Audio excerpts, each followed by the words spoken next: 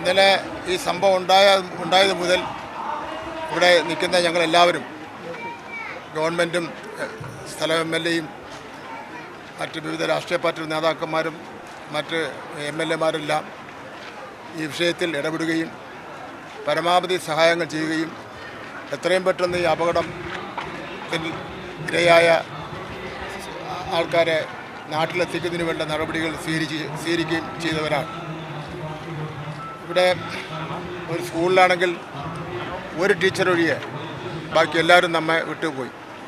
അപ്പോൾ വളരെ അടിയന്തരമായി നമുക്ക് ചെയ്യേണ്ട കാര്യം എന്ന് പറയുന്നത് സ്കൂൾ തുറക്കുന്നതിന് മുമ്പ് തന്നെ അവിടെ ആവശ്യത്തിലുള്ള ടീച്ചർമാരെയും മറ്റ് ജീവനക്കാരെയും നിയമിക്കുക എന്നുള്ളതാണ്. സ്ഥല MLAയും അത് ആവശ്യപ്പെട്ടിട്ടുണ്ട്. അതിനാവശ്യമായ നടപടി ഗവൺമെൻറ് സ്വീകരിക്കുന്നതാണ്. ഇപ്പോൾ ആശുപത്രിയിൽ ചികിത്സ കഴിയുന്നവർക്ക് മെച്ചപ്പെട്ട ചികിത്സ അവിടെ കൊടുക്കും.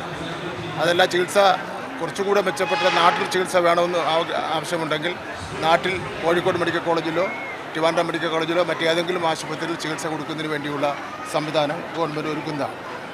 മുഖ്യമന്ത്രിയുടെ ദുരിതാശ്വാസ നിധിയിൽ നിന്ന് പരമാവധി സഹായം നമ്മളെ വേർപെട്ടു പോയ സഹോദരങ്ങൾക്ക് കൊടുക്കുന്നതിന് വേണ്ടിയുള്ള നടപടികൾ ഗവൺമെൻറ് സ്വീകരിക്കും.